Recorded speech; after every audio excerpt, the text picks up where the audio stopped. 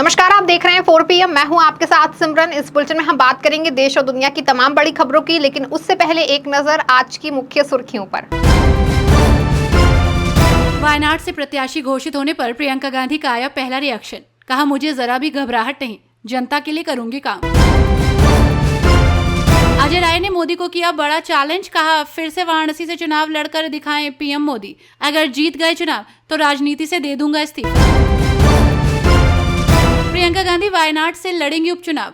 Robert Vadra ने कर दिया बड़ा ऐलान। कहा, मौका मिला तो हम भी लड़ेंगे चुनाव। सलेमपुर से बीजेपी प्रत्याशी रविंद्र कुशवाहा का बड़ा दावा। इन दो नेताओं को ठहराया अपनी हार का जिम्मेदार। बताई अंदर की बात। एनसीईआरटी की किताबों में बदला बाबरी मस्जिद का नाम बदलने को लेकर भड़के ओवैसी। कहा, याद है सुप्रीम कोर्ट ने क्या कहा था।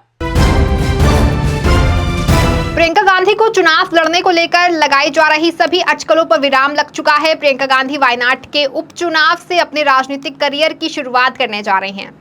2019 में सक्रिय राजनीति में आने के बाद से प्रियंका गांधी के कभी अमेठी तो कभी रायबरेली और यहां तक कि वाराणसी लोकसभा सीट से चुनाव लड़ने को लेकर समय समय पर अटकलें लगाई जाती रहीं। लेकिन कांग्रेस के उन्हें वायनाड सीट से उपचुनाव में मैदान में उतारने की घोषणा के बाद अब इन पर विराम लग गया है। आपको बता दें कि कांग्रेस ने सोमवार को फैसला किया कि राहुल गांधी रायबरेली के सांसद बने रहेंगे और वायनाड सीट से इस्तीफा देंगे। केरल की वायनाड सीट से राहुल गांधी ने लगातार 2 बार जीत दर्ज की है।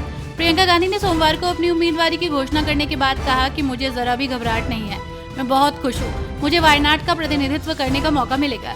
मैं सिर्फ इतना कहूंगी कि मैं वायनाड की जनता को राहुल की अनुपस्थिति महसूस नहीं होने दूंगी। मेरा रायबरेली से अच्छा नाता है क्योंकि मैंने वहां 20 साल तक काम किया है और ये रिश्ता कभी नहीं टूटेगा। लोकसभा चुनावों के नतीजे सामने आने के बाद से यूपी के कांग्रेस अध्यक्ष अजय राय के तेवर बदले से नजर आ रहे हैं। इस बीच अजय राय ने मोदी को चैलेंज कर दिया है। लोकसभा चुनावों के नतीजे सामने आने के बाद से यूपी के कांग्रेस अध्यक्ष अजय राय के तेवर बदले से नजर आ रहे हैं। वाराणसी लोकसभा सीट पर पीएम मोदी के खिलाफ कम मार्जिन से चुनाव हारने के बाद से अजय राय का कॉन्फिडेंस काफी हाई है। इसी के चलते अब अजय राय ने पीएम मोदी को खुला चैलेंज दे दिया। अजय राय ने कहा कि पीएम मोदी वाराणसी की सीट छोड़कर एक बार फिर उनके खिलाफ चुनाव लड़कर और जीत कर दिखाएं। तो वहीं अजय राय ने दावा किया कि अगर पीएम मोदी उनके खिलाफ चुनाव जीत गए तो वो राजनीति से इस्तीफा दे देंगे। आपको बता दें कि कांग्रेस के यूपी अध्यक्ष अजय राय उन नेताओं में शामिल हैं जिन्होंने लोकसभा चुनाव में बीजेपी को कड़ी टक्कर दी है।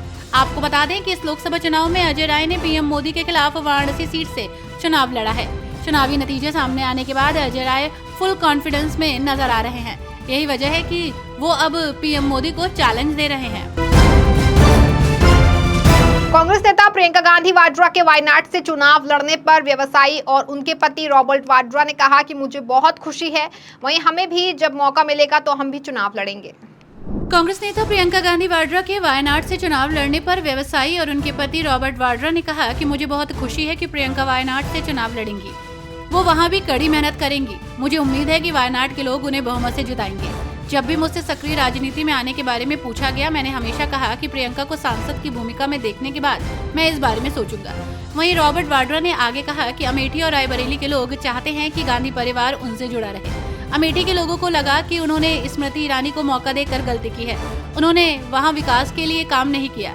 मुझे बहुत खुशी है कि राहुल और प्रियंका ने किशोरी लाल शर्मा को मैदान में उतारने का सही फैसला लिया, जिन्होंने पिछले 40 सालों से अमेठी में काम किया है।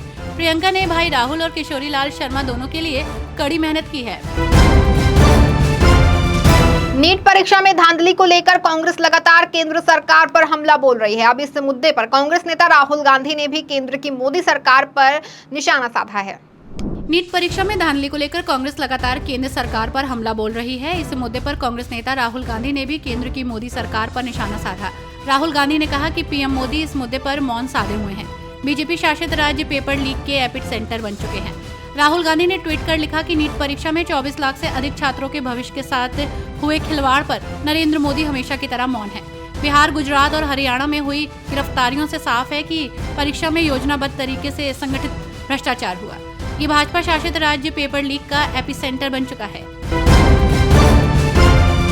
एनसीईआरटी की किताबों में बाबरी मस्जिद का नाम बदलने को लेकर भड़के ओवैसी ने कहा कि याद है सुप्रीम कोर्ट ने क्या कहा था।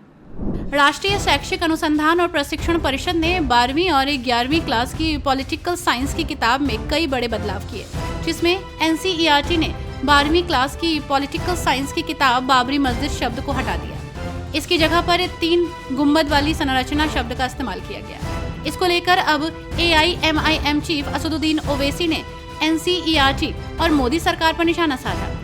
AIMIM प्रमुख और मौजूदा हैदराबाद लोकसभा सीट से सांसद असदुद्दीन ओवैसी ने एक्स पर पोस्ट लिखते हुए कहा, NCERT ने बाबरी मस्जिद की जगह 3 गुंबद वाली संरचना शब्द लिखने का फैसला किया है।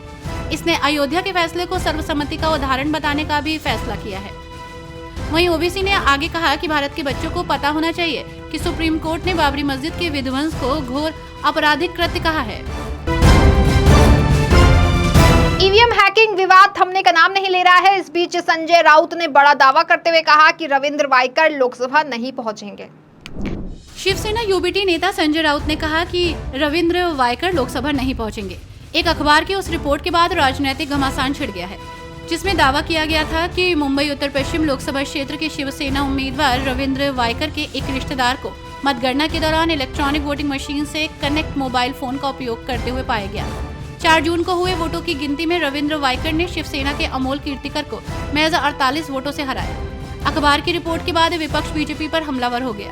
शिवसेना कोर्ट का दरवाजा खटखटाने की योजना बना रही है, जिसको लेकर संजय राउत ने कहा कि रविंद्र वाइकर पहले शिवसेना में थे, लेकिन ईडी और सीबीआई के डर से उन्होंने पार्टी छोड़ दी।